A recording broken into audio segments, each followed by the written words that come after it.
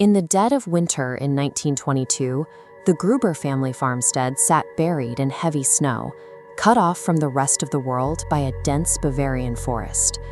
The Grubers were wealthy, but deeply disliked by their neighbors. They kept to themselves, living a mile away from town. That isolation was shattered when Andreas Gruber walked outside and found a single set of deep tracks pressed into the fresh snow. He followed the footprints as they emerged from the dark tree line and marched straight up to the heavy wooden doors of the barn. But as he searched the perimeter, he realized that no tracks led away. The message was clear.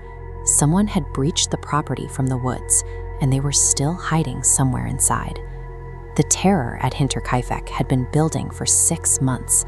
In the fall of 1921, the family's maid abruptly packed her bags and fled the farm, convinced the house was haunted. She claimed that while the family slept, she heard heavy pacing in the attic and hushed, disembodied voices echoing through the floorboards. Andreas Gruber dismissed the woman's claims as a delusion. He was a practical man, and he was certain his farm was secure. But by March 1922, the evidence became impossible to ignore. Andreas found a Munich newspaper left on the property that no one in the house subscribed to. Days later, a spare set of house keys vanished completely. Then came the final omen: deep, aggressive scratch marks around the machine room door lock, as if someone tried to pick it. These clues pointed to a flesh and blood intruder. A stalker had been secretly living inside the home for months, watching the family and waiting for the right moment to strike. On March 31st, a new maid arrived at the farm. That same evening, a winter storm rolled in, the sound of the wind masking everything happening inside the property. Using the layout of the farm to their advantage, the killer lured the family members out of the house one by one.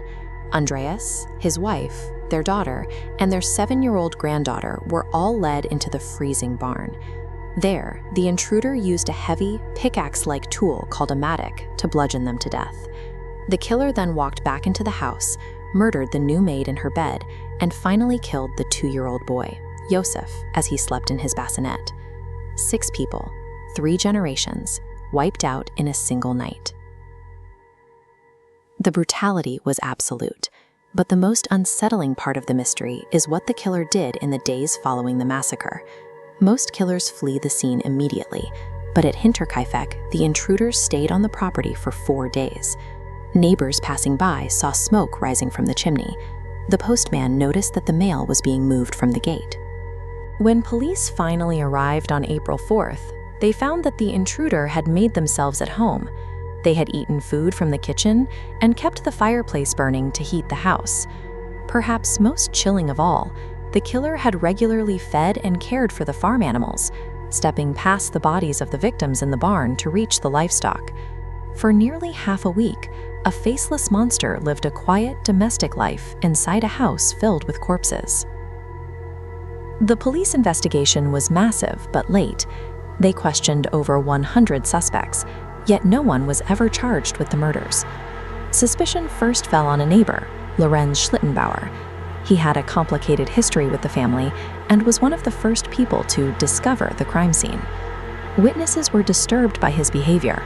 Lorenz reportedly walked over the bodies and began moving the corpses around before the police could examine them. Then there was the theory of a returning ghost. Victoria's husband, Carl Gabriel, was reported killed in the trenches of World War I, but his body was never found. Some believed he survived the war and returned home unhinged, hiding in the attic before taking revenge on the family. The third possibility was a nameless drifter, a psychopath who wandered out of the woods and found a place to stay in the shadows of the farm. The farm was eventually demolished, and the final physical evidence, the victims' skulls, was lost during the bombings of World War II.